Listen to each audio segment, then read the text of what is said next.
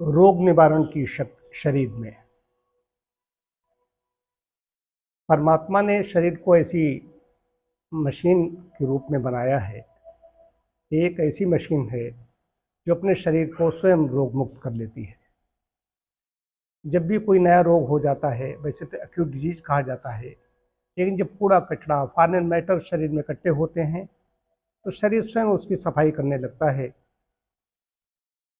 तीव्र रोग उन्हें कहा जाता है। तीव्र रोग जिसे हम शरीर के द्वारा जो सफाई का प्रयास है उसको रोग कहा जाता है। उनको नाम भी अलग अलग दिए जाते हैं। कैसे सफाई करता है? जैसे जुकाम के रूप में श्लेष्मा निकलने लगता है, नाक से निकल गया, कई बार दस्त हो गए, फोड़े फुंसी हो गए, बुखार हो गया। ये एक्यूट डिजीज हैं। ये शरीर की सफाई करने का स्वयं का अपना प्रयास है। शरीर स्वयं को ठीक करना चाहता है, ठीक रखना चाहता है। शरीर की शक्ति को पहचानना पड़ेगा। ये कौन सी शक्ति है जो हमें एक अंदर से शरीर की सफाई कर रही है। लेकिन वो शरीर की शक्ति, जो शक्ति है, रोग प्रतिरोधक क्षमता है, इम्यूनिटी है, या प्रकृति कहें, जब शरीर की सफाई करती है उसको हम रोग मान बैठते हैं और वो निकलते हुए विष को दवाओं के द्वारा दबा देते हैं। हम शक्ति को, अपनी शक्ति को, शरीर की शक्ति को पहचान नहीं पाते। एक मैं उदाहरण देता हूँ। जब भी नाक में कोई चीज ऐसी घुस जाती है, प्रवेश करती है, कोई यहाँ तक कि रसोई में कोई छौंक भी लगाई गई है, तब भी छींक आ जाती है। तो छींक शरीर के द्वारा सफाई का प्रयास है। शरीर समझता है नाक के द्वारा कोई चीज़ गलत अंदर आ रही है, प्रवेश कर रही है, तुरंत छींक के द्वारा उसको निकालने का प्रयास करता है। ठीक वैसे ही जैसे कि कई बार साफ तीली लेते हैं, कोई छींक ले ली, साफ होनी चाहिए, उसको नाक में डालते हैं, लोग छींक लाना चाहते हैं। सबका अनुभव होता है, आप लोगों ने किया या नहीं किया। छींक जैसे ही कि नाक में लगाते हैं, प्रयोग करके देख लीजिए। साफ कोई सीख लीजिए, उसको नाक में छुआइए, 2-3 बार इधर उधर नाक की जो अंदर की छुआएंगे तो क्या होगा? छींक आ जाएगी। तो क्यों छींक आ जाती है? शरीर समझता है कि बाहर से कोई विजातीय चीज अंदर प्रवेश कर रही है। हम जानते हैं छींक है, लेकिन उसको लगता है छींक मतलब, तो उसको लगता है कोई विजातीय, कोई गलत चीज अंदर आ रही है। उसको रोकने के लिए, उसको बाहर निकालने के लिए तत्काल छींक आ जाती है। ये विशेष बात है। साथ साथ में अगर ज़्यादा छींक आ जाएगी तो म्यूकस भी वहाँ से आ जाता है, श्लेष्मा आ जाता है, वो भी उसको बाहर निकालने का प्रयास है। तो शरीर की क्षमता को समझिए, शरीर की शक्ति को पहचानना होगा। मैंने अभी सांडी मार्च किया था 12 मार्च को। 18 मार्च मतलब पद यात्रा की थी। 8 लोग हम थे उसमें, बाकी हमारे सहयोगी थे उसमें साथ में, जो हमारे लिए जलपान आदि की व्यवस्था लेकर के साथ में थे। मैं इतना मतलब लंबी दूरी मैंने तय नहीं की थी बहुत दिनों से।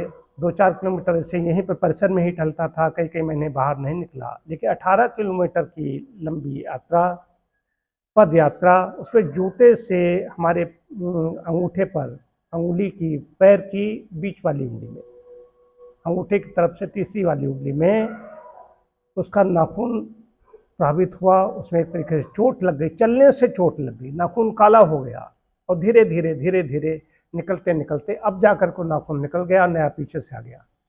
तो इससे क्या, मैंने इसके लिए कोई चिकित्सा ली या किसी और कोई अन्य चिकित्सा मैंने ली, किसी और से मैंने इसके लिए कंसल्ट की?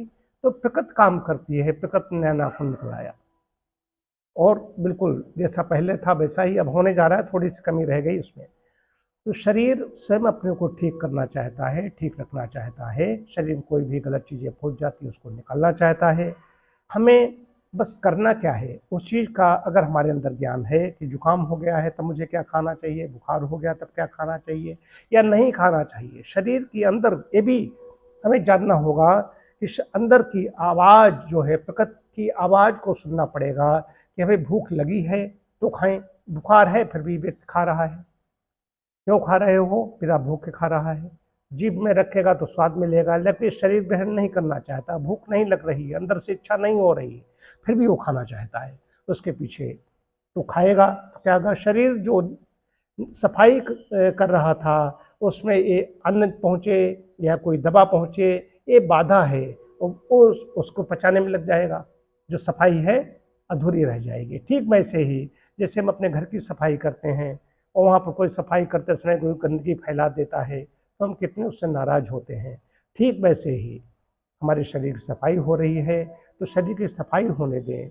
उस काल में उपवास करें, रसाहार करें, या मूंग आदि जैसी चीज़ें हैं, इनका जो मुद्यूष कहा गया है, मूंग का पानी, मूंग की दाल का पानी लें, फलों के रस लें, सब्जियों के सूप लें, जो पथ्य हो उस रोग के अनुरूप, तीव्र रोग के अनुरूप वैसा लेना होगा।